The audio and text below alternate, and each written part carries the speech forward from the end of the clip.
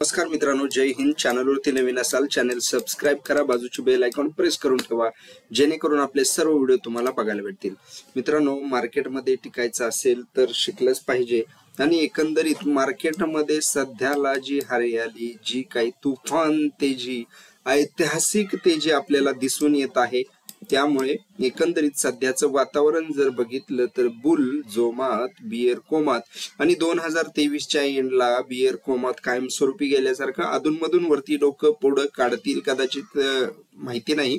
अधूनमधून थोडंसं तर काढणारच मार्केट आहे, पण एकंदरीत जर बघितलं तर मार्केटमध्ये चढ उतार असतो आणि एकंदरीत सध्याला जर बघितलं तर फक्त आणि फक्त ऐतिहासिक रॅली आणि 2024 मध्ये तर मित्रांनो एक जबरदस्त रॅली आपल्याला बघायला मिळण्याची शक्यताही नाकारता येत नाही. पण एकच गोष्ट लक्षात ठेवा, मार्केटमध्ये हातचाला एक शिल्लक कधीही ठेवायचा. मार्केटमध्ये ऍज अ तुम्ही इन्व्हेस्टर असाल तर काही प्रॉब्लेम नसतो, एक ना एक दिवस मार्केट आणि माणूस फक्त आणि फक्त वर जाणार आहे. पण ऍज अ इंट्राडे साठी आपण जर स्टडी करत असाल तर हातचाला एक शिल्लक ठेवायचाच असतो. मग मार्केट कोणत्याही बाजूला निघालं तरी हातचाला एक शिल्लक असणं गरजेचंच आहे. म्हणजेच मार्केटमध्ये काहीही होऊ शकतं, दोन्ही बाजूला लक्ष ठेवायचं. आता एकंदरीत आपण या व्हिडिओमध्ये शुक्रवारी मार्केट कसं असेल हे सुरुवातीला बघूया. तर मार्केटमध्ये शुक्रवारी आता मार्केटमध्ये एक्सपायरी नंतर शुक्रवारी मोमेंटम कमी जास्ती असेल, गॅप अप झाल्यानंतर मार्केट साइडवेज राहण्याचा प्रयत्न करू शकतं. पण मग ती तेजी जी परत एकदा सुरुवात होऊ शकते ती नवीन वर्षात होईल का?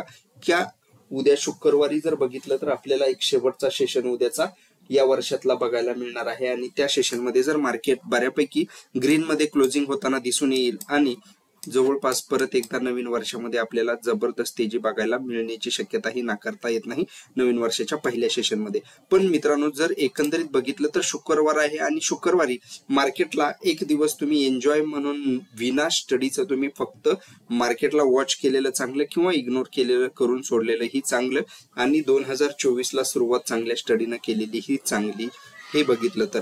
पण एकंदरीत जर आपण सेन्सेक्स बघितला असेल, निफ्टी बघितली असेल, बँक निफ्टी बघितली असेल तर ऐतिहासिक एक मार्केटमध्ये रेकॉर्ड ब्रेक ऐतिहासिक कामगिरी आपल्याला या इंडेक्स लेवलला होताना दिसून येत आहे. नवनवीन उच्चांक क्रिएट, रेकॉर्ड ब्रेक हायेस्ट मार्केटनं क्रिएट केलेले दिसून आले आणि जवळपास निफ्टी ही आपल्याला 22,000 ही 2024 ला किंवा उद्याच्या सेशन मध्ये होईल की 2024 ला, पण पहिल्याच काही सेशन मध्ये होण्याची शक्यता नाकारता येत नाही. आणि जवळपास बँक निफ्टी ही आपल्याला 2024च्या पहिल्या दुसऱ्या सेशनलाच हे टार्गेट देण्याचं काम ही करू शकते किंवा थोडंसं वेट अँड वॉच करायलाही लावू शकते. जवळपास जर बघितलं तर बँक निफ्टी आपल्याला 2024 मध्ये 50,000लाही जाताना लवकरच दिसून येणार आहे आणि सेन्सेक्स हा 75,000ला जाताना दिसून येऊ शकतो. त्यामुळे मित्रांनो, उद्याचा सेशन हा शुक्रवारचा जर मोमेंट नसेल तर मार्केटमध्ये आपल्याला निफ्टी असो किंवा बँक निफ्टी असो फक्त आणि फक्त वॉच करणं किंवा एक एन्जॉय करून सोडून देणं. मित्रांनो, स्टडी न करता शेवटचा सेशन सोडून दिला तरी आपण चालू शकतो. पण मार्केटनं आपल्याला या 2023 मध्ये काय शिकायला लावलं, कसं शिकायला लावलं, कुठून काय शिकायला मिळालं हे सुद्धा लक्षात ठेवा. जिथं आपण 19,800च्या खाली मार्केट निघालं तर 17,000कडे निफ्टी जाण्याची शक्यता व्यक्त करत होतो स्टडी करताना आणि ही जर लेवल मार्केटनं टिकवली नसती, पण मार्केटनं वारंवार इथं जाऊन बॅक बाउन्स मारला आणि निफ्टी अपसाईडला आली आणि आपण हेही बघत होतो की निफ्टी ही 21,500 21,000 सुरुवातीला 21,500 22,000लाही जाण्याची शक्यता नाकारता येत नाही असं आपण स्टडी करताना बऱ्याच वेळा डिस्कशन सुद्धा करत होतो. तर एकंदरीत मार्केटवरती व्ह्यू हा आपला दोन्ही बाजूला ठेवणं कधीही चांगलं, कारण मार्केटमध्ये काहीही होऊ शकतं आणि फक्त सपोर्ट आणि रेसिस्टन्स हा यासाठी महत्वाचा आहे की हा सपोर्ट तोडला तर मार्केट या लेवलला जाऊ शकतो आणि हा रेसिस्टन्स तोडला तर इथपर्यंत मार्केट जाऊ शकतं. आता एकंदरीत जर बघितलं तर बऱ्याच वेळा आपण विचार करतो की हा सेकंड प्लॅन कशासाठी. तर मित्रांनो, तुम्ही बऱ्याच वेळा अनुभवलं असेल की मार्केट होतेच नव्हतं करतं 500 पॉइंट प्लस मध्ये असताना खाली 500 पॉइंट मायनस मध्येही गेलेला आपण बँक निफ्टीला बघतो आणि 500 पॉइंट मायनस मध्ये असताना 500 पॉइंट प्लस मध्ये गेलेली ही बँक निफ्टी आपण बघू शकतो.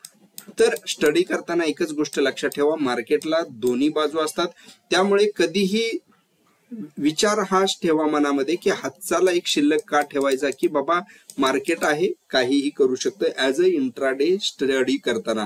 आणि इन्व्हेस्टर म्हणून जर आपण बघितलं तर मार्केट आणि माणूस वरती जाणार आहे, हे तुम्हाला मी बऱ्याच व्हिडिओमध्ये बोललेलो सुद्धा आहे. त्यामुळे मित्रांनो बरंच काही या 2023 मध्ये आपल्याला शिकायला मिळालं असेल.